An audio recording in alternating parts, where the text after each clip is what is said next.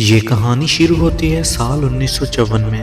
ایک آدمی جس کا نام رے کروک ہوتا ہے، اس نے اپنی زندگی میں بہت سے کام کیے۔ ایمبولینس میں ڈرائیور بن کر کام کیا، ایک بینڈ میں پیانو بھی بجایا اور سیلز مین بن کر بہت سی چیزوں کو بیچا اور پراپرٹی کا کام بھی کیا۔ پھر جب رے کی عمر 52 سال ہو گئی تو وہ ایک کمپنی میں سیلز مین کی جاب کرنے لگا، جہاں پہ وہ جوسر بلینڈرز کو سیل کرتا تھا۔ اس نے اپنے بڑھاپے کے لیے کچھ پیسے بھی بچا کے رکھے تھے۔ رے کی وائف اس کے ہر کام میں ساتھ دیتی تھی، مگر رے کو اپنی زندگی میں کچھ کرنا تھا، اسے آگے بڑھنا تھا۔ وہ ہر وقت سوچتا رہتا کہ اسے کچھ تو کرنا چاہیے۔ پھر ایک دن رے کو رے کی سیکرٹری کا فون آتا ہے کہ اسے ایک ریسٹورنٹ میں جا کے 6 جوسر بلینڈر کو دے کے آنا ہے۔ رے کو یہ سن کر یقین نہیں آتا کہ 6 جوسر بلینڈر ایک ہی ریسٹورنٹ پہ۔ وہ اپنی سیکرٹری کو کہتا ہے کہ مجھے ان کا نمبر دے دو، میں خود ہی پتہ کر لوں گا۔ اور جب رے وہاں پہ کال کرتا ہے تو اس کی بات ڈک میک ڈونلڈ نامی ایک شخص سے ہوتی ہے۔ تو وہ رے کو بتاتا ہے کہ ہاں، میں نے ہی جوسر مشین کا آرڈر دیا تھا۔ اور پھر وہ کہتا ہے کہ تم ایسا کرو، 6 نہیں بلکہ ہمیں 8 دے جاؤ۔ رے ان کے ریسٹورنٹ کا ایڈریس پتا کر کے انہیں ڈیلیوری دینے چلا گیا تھا۔ جب وہ ریسٹورنٹ میں پہنچتا ہے تو دیکھتا ہے کہ یہاں پہ لوگوں کی لمبی لائنز لگی ہوئی ہیں۔ جب وہ اپنا کچھ کھانے کے لیے آرڈر کرتا ہے تو اس کا آرڈر کچھ ہی سیکنڈ میں آ گیا تھا۔ رے ان کی اتنی فاسٹ سپیڈ دیکھ کر حیران تھا، کیونکہ اتنی جلدی آرڈر کوئی بھی نہیں دیتا۔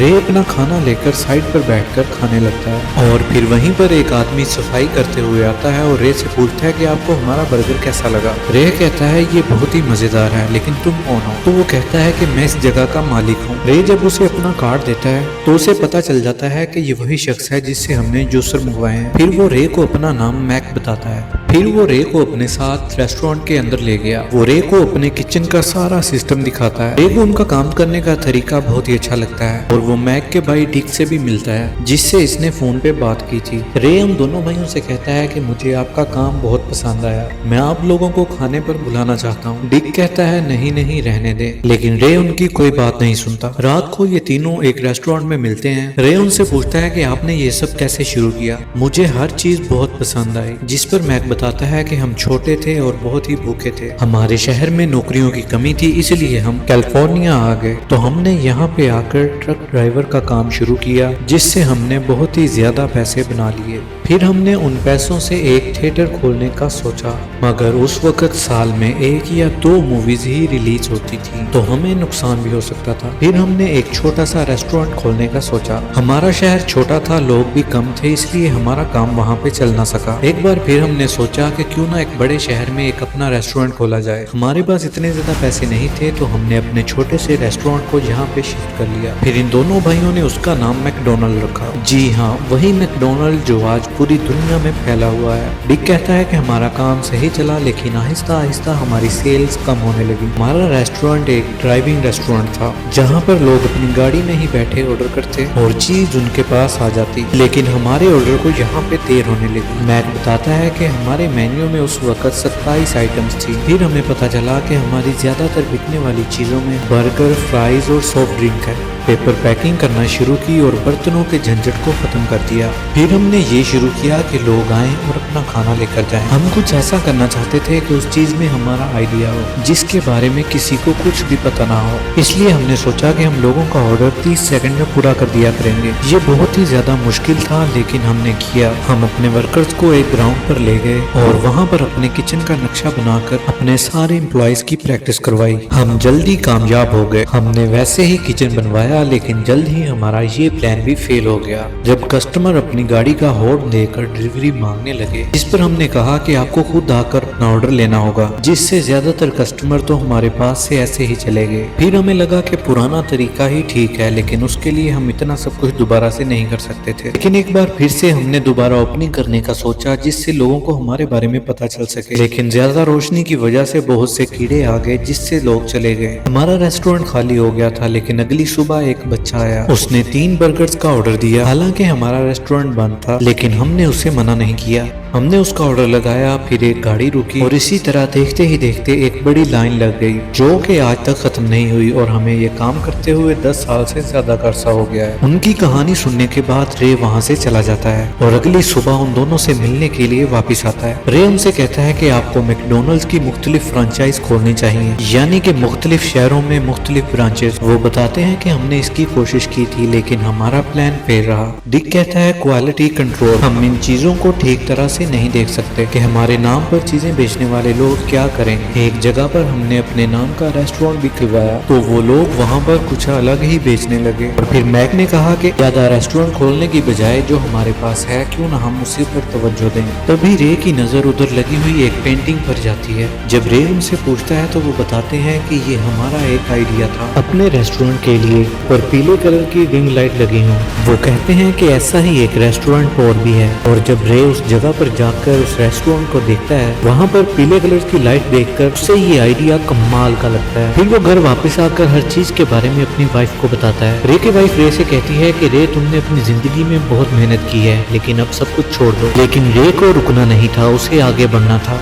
उसे जिंदगी में कुछ करना था। रे फिर से उन दोनों भाइयों के पास जाता है, मैक और डिक के पास। रे ने उनसे कहा कि मैं बहुत से शहरों में घुमा हुआ हूँ और सभी शहरों में एक चीज बहुत ही कॉमन है, और वो है चर्च और अदालत। और मैकडोनल्ड को लेकर भी मेरे दिमाग में ये आइडिया आया, हर शहर में हमारा एक रेस्टोरेंट हो जहाँ पे लोग अपनी फैमिलीज के साथ जाकर खाएं और खूब मजे करें। तो मेरा मतलब साफ है, मैं आप लोगों के साथ मिलकर काम करना चाहता हूँ। वो दोनों भाई भी यही चाहते थे, इसलिए वो रे के साथ कॉन्ट्रैक्ट करने के लिए राजी हो गए। उस कॉन्ट्रैक्ट में बहुत सी शर्तें थी। रे सभी शर्तों को पढ़ता है और मान जाता है। अब एक नया रेस्टोरेंट खोलने के लिए रे को पैसों की जरूरत थी, तो इसलिए रे अपना घर बैंक के पास गिरवी रखवा कर कुछ पैसे लेता है। उसने अपने प्रोजेक्ट पर काम करना शुरू कर दिया और कुछ ही दिनों के बाद उसकी एक ब्रांच मैकडोनल्ड की खुल जाती है, और इसमें रे ने अपने दिन रात एक कर दिए थे। और इसी के चलते अब दोनों भाई रे की कुछ बातों को मानने से इनकार कर देते हैं। लेकिन रे के अंदर हर चीज का जुनून था। एक दिन जब रे अपनी वाइफ और अपने दोस्तों के साथ खाने पर जाता है तो वो अपने प्लान के बारे में अपने दोस्तों को बताता है। दरअसल वो अपने मैकडोनल्ड्स की और ब्रांचेस खोलना चाहता था, जिस पर उसके दोस्त तैयार हो जाते हैं अपने पैसे लगाकर नया रेस्टोरेंट ओपन करने में। और एक महीने के अंदर अंदर मैकडोनल्ड की तीसरी ब्रांच खुल जाती है। लेकिन रे उनके काम और सफाई के तरीके से बिल्कुल भी खुश नहीं होता,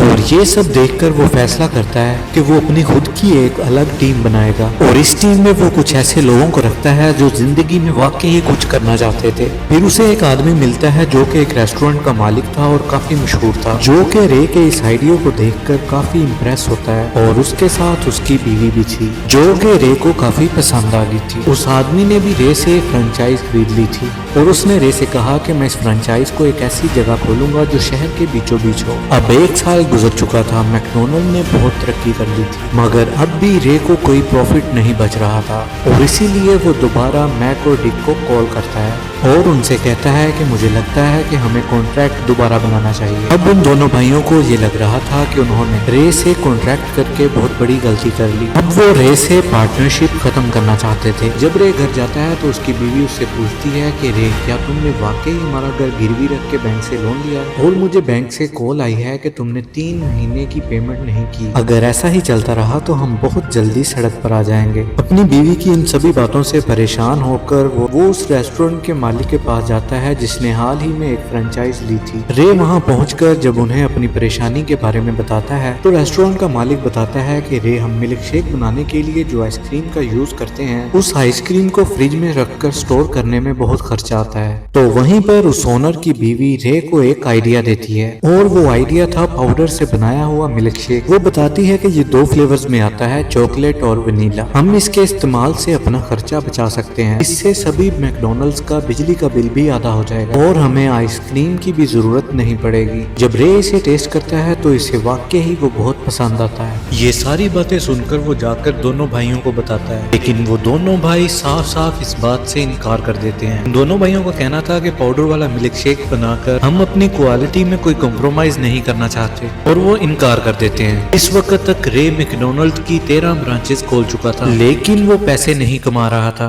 वो बैंक में भी जाता है ताकि उनसे और वक्त ले सके, लेकिन बैंक वाले उसकी कोई भी बात सुनने को तैयार नहीं थे। रे उन्हें अपनी मजबूरी के बारे में भी बताता है, लेकिन वो उसकी कोई भी मदद नहीं कर सकते थे। तभी वहाँ पर बैठा एक आदमी रे की सारी बातें सुन लेता है। रे बैंक से बाहर आता है तो वो आदमी उसका पीछा करता है और उसे रोक कर कहता है कि मैंने तुम्हारी सारी बातों को सुना। अगर तुम इतना अच्छा बिजनेस कर रहे हो लेकिन तुम कोई पैसे नहीं कमा रहे, तुम्हें कोई मुनाफा नहीं बच रहा, तुम गलती कहाँ कर रहे हो? मैंने मैकडोनल्ड को देखा, वहाँ से खाना खाया, लेकिन समझ नहीं आ रही तुम गलती कहाँ कर रहे हो। वो आदमी रे के साथ उसके ऑफिस में जाता है और उसके कॉन्ट्रैक्ट पेपर को देखता है, और सब पढ़कर वो रे से कहता है कि देखिए, अगर आपको अपने बिजनेस में कुछ चेंजेस करनी है तो अपने पार्टनर मैक और डिक की इजाजत लेनी होगी, क्योंकि कॉन्ट्रैक्ट में यही लिखा है, जब आप किसी को अपने मैकडोनल्ड की ब्रांच खोलने देते हैं तो रे बताता है कि जिस आदमी को हमारा नाम खरीदना होता है वो पहले जमीन खरीदता है, वो रेस्टोरेंट बनाता है और फिर हम उसे 20 साल के लिए अपना मैकडोनल्ड लाइसेंस देते हैं। साथ ही साथ हम उन्हें ट्रेनिंग देते हैं, अपनी मशीन के बारे में इस्तेमाल भी बताते हैं। ये सुनकर वो शख्स रे को कहता है कि नहीं, इस तरह तो आप पूरी जिंदगी प्रॉफिट नहीं कमा सकते। आप ये काम क्यों नहीं करते कि आप खुद ही जमीन खरीदें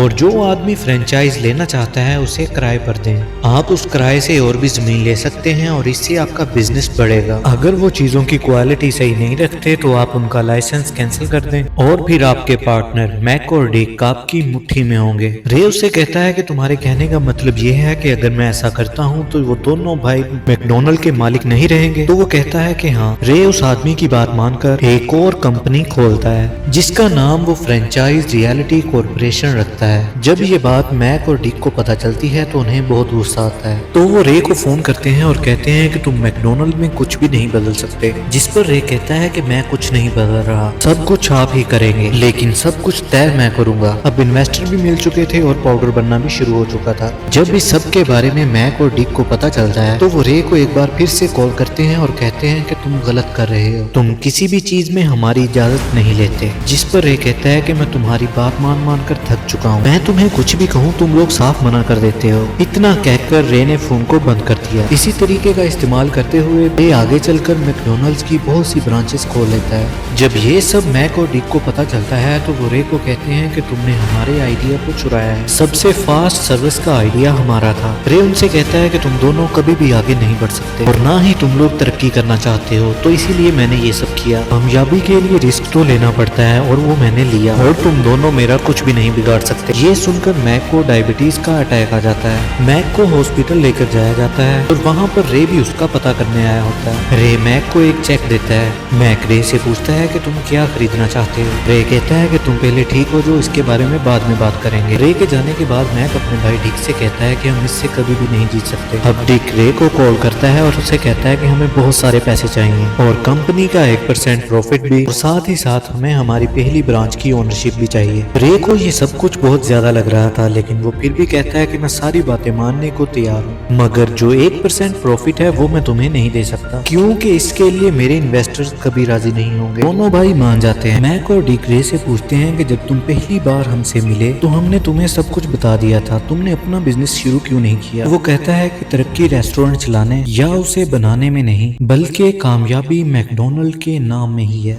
रे उनसे कहता है कि आज जितने पैसे मैंने तुम्हें दिए तुम सारी जिंदगी भी नहीं कमा सकते। ये कहकर रे वहाँ से चला जाता है और मैक और डिक से अब मैकडोनल्ड का नाम पूरी तरह से रे ने ले लिया था। दोनों भाइयों को इस नाम से अलग कर दिया जाता है। रे की इस कामयाबी से दुनिया भर में आज मैकडोनल्ड्स की 40,000 से ज्यादा फ्रेंचाइज मौजूद हैं। कामयाब इंसान वो बनता है जिसमें कामयाबी की लगन हो, जो कि रे के अंदर थी। उसने इस लगन से बहुत कुछ हासिल किया। ये मैकडोनल्ड्स की एक सच्ची कहानी है। उम्मीद करता हूँ आज की वीडियो इंटरेस्टिंग लगी होगी। इसी के साथ मुझे दीजिए इजाजत। Good bye.